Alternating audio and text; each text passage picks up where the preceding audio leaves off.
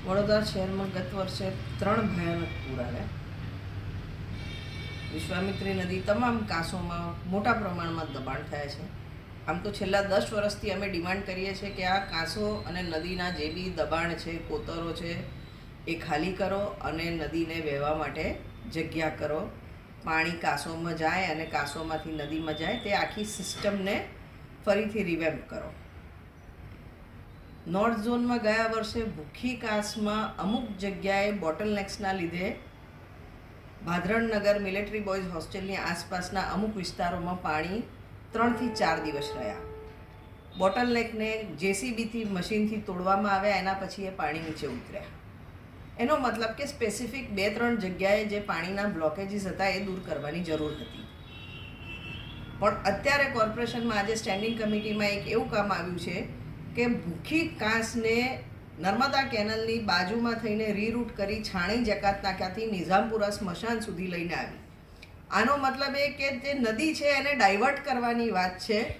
જે એરિયામાં કોઈ દિવસ પાણી નહોતું આવ્યું ત્યાં હવે ભૂખી નદીના પાણી ફરશે. સાથે જે મુખ્ય રસ્તો છે છાણી જકાત નાખાથી નિઝામપુરા સ્મશાન સુધીનો, એ મેઇન રોડ જે નેશનલ હાઈવે હતો જૂનો, એને તોડવામાં આવશે. હજારો લાખો નાગરિકો ત્યાંથી રોજ પસાર થાય છે, એમને તકલીફ પડશે અને 40 કરોડ રૂપિયાનો ખર્ચો કોર્પોરેશનના ટેક્સપેયર્સના માથે આવશે. આ કામ નક્કી કરતાં પહેલાં ભૂખી કાંસના સર્વે સુદ્ધા નથી કર્યા. એની પહોળાઈ ક્યાં કેટલી છે, ભવિષ્યમાં એને પહોળી કરવી હોય તો કેટલી વિડ્થ અવેલેબલ છે, કેટલી જગ્યાએ એવી બોટલનેક્સ છે જ્યાં એન્ક્રોચમેન્ટ દૂર કરવા પડે, એ દૂર કરવામાં કોસ્ટ કેટલી ઇન્વોલ્વ છે.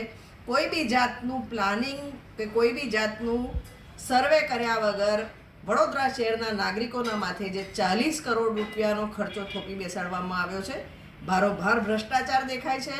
ફક્ત કામ આપીને પૈસાનો વ્યય કરવાનો જે આ પ્રોજેક્ટ દેખાઈ રહ્યો છે, આ કોઈ બી દિવસ અમે ચલાવી નહીં લઈએ. જ્યારે વિશ્વામિત્રી એક્શન પ્લાન એપ્રૂવ થતો હતો, વોર્ડ નંબર 1ના 4 કાઉન્સિલરે આ કામનો વિરોધ કરેલો છે અને અમે આજની તારીખમાં સ્ટેન્ડિંગ કમિટીમાં બી પત્ર લખ્યો છે કે આ કામ મંજૂર થવું જોઈએ નહીં.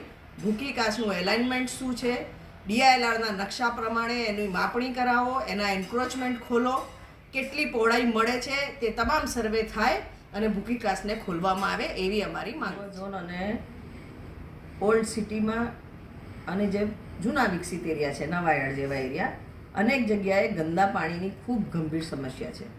છેલ્લા 4-5 વર્ષથી અમે ડિમાન્ડ કરીએ છીએ, બજેટના દરેક સ્પીચમાં અને અનેક સભાઓમાં અમે રજૂઆત કરી છે કે અલાયદું ફંડ રાખવામાં આવે, જેમાં આ જે જૂની જર્જરિત લાઈનો છે એને રોટેશનમાં પિરિયોડિકલી ચેન્જ કરવા માટે સ્પેસિફાઈડ યરમાર્ક કરવામાં આવે, બજેટમાં પ્રોવિઝન કરવામાં આવે.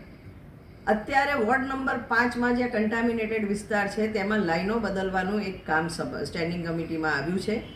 એ કામમાં કન્સલ્ટન્ટને આ કામનો ટેન્ડર બનાવવાનું સોંપવામાં આવ્યું હતું. ટેન્ડર બન્યા પછી લગભગ 8.56 કરોડ રૂપિયાનું આ એસ્ટિમેટનું કામ આજે સ્ટેન્ડિંગ કમિટીમાં આવ્યું છે. એન્જિનિયર્સ સાથે ચર્ચા કરી, ટેન્ડર સ્ટડી કર્યું, ક્યાંય બી એમાં મેન્શન નથી કર્યું કે કઈ લાઈનો બદલવાની છે. સ્પષ્ટ એન્જિનિયર સાથે ચર્ચા કરવા એવું જાણવા મળ્યું કે લાઈનો ખોદવાની ને જરૂર પડે એ બદલવાની. આવું એડહોક કામ કરવું હોય તો આપણી પાસે ઓલરેડી ઇજારા મેન્ટેનન્સના વાર્ષિક ઇજારા હતા જ, તો પછી આ નવું ટેન્ડર કરવાની જરૂર ક્યાં છે? અને આ નવું ટેન્ડર કરીને 8 કરોડ 8.5 કરોડ રૂપિયાનું ટેન્ડર આપવામાં આવશે અને આમાં કયા કામ થશે, શું થશે, આમાં ભ્રષ્ટાચાર થશે એની પૂરેપૂરી શક્યતા છે. અમારી ડિમાન્ડ છે કે એક્ઝેક્ટ જો નવું ટેન્ડર કાઢતા હોય, કન્સલ્ટન્ટ રાખતા હોય તો સ્પેસિફિક લાઇન્સ આઈડેન્ટિફાઈ કરીને કામ થાય. આવું એડહોક કામ આપવું હોય તો ARCની અંદર થાય, એટલે એનું મોનિટરિંગની આખી મિકેનિઝમ અલગ થાય અને એ પ્રોપરલી મોનિટર થાય.